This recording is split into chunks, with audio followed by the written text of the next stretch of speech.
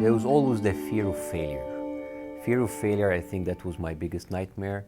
When people tell me like, how about like when you were persecuted, why like there was like a warrant for your arrest, or I really didn't care about that. What I was always worried about is that the next show will not be as good, that we are not going to perform.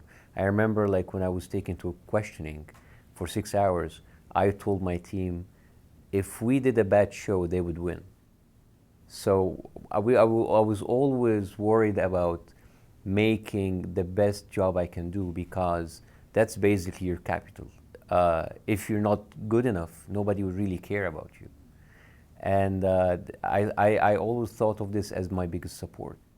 Maybe you could call this a creative fear, but it was the fear of failure, the fear of judgment, especially in the society that we're living in right now, when people are very, very, very fast to judge. There is basically absolutely no mercy.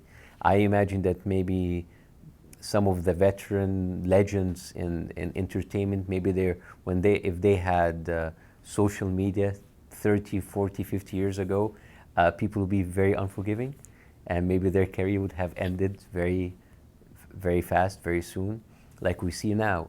I think social media is a huge driver of that fear. You know people's opinion instantly, and it can crush someone. It can crush people. It can end people's career even. So on a personal level, that was my fear of failure. On a bigger level, there's another kind of fear, which is the fear that is the biggest asset of any fascist government. And it doesn't really matter if you are a person living under a dictatorship in the Middle East or under a right-wing government anywhere else in the Western world, where they use fear, patriotism, and xenophobia to drive the masses. It's the same thing. Fear is an incredible mover of the masses. It brainwashes people. It makes people accept and even vote for something that's against their own personal interest, totally out of fear. And speaking about that particular point, it is the same reason why fascisms have a very poor sense of humor, because when you have satire, you're not afraid anymore. They don't want you thinking, and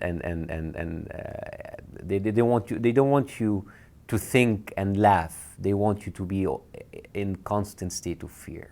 If you're laughing at them, you're basically laughing at their brainwashing techniques, at their use of fear, and it's not effective anymore. But they don't want that. As a matter of fact, there have been stories about, I think Hitler, that one of the first people that he have abolished were the serialists and the satirists. I don't know if that's true or not, but it sounds intelligent, so I'm going to say it. So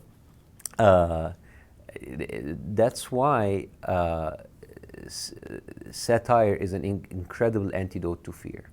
And the people in power, they will try to belittle you. They will call you a joke, a clown, a fool. But in the process of doing that, they're making a fool out of themselves. They're becoming the clown, and they are the ones who are becoming a joke.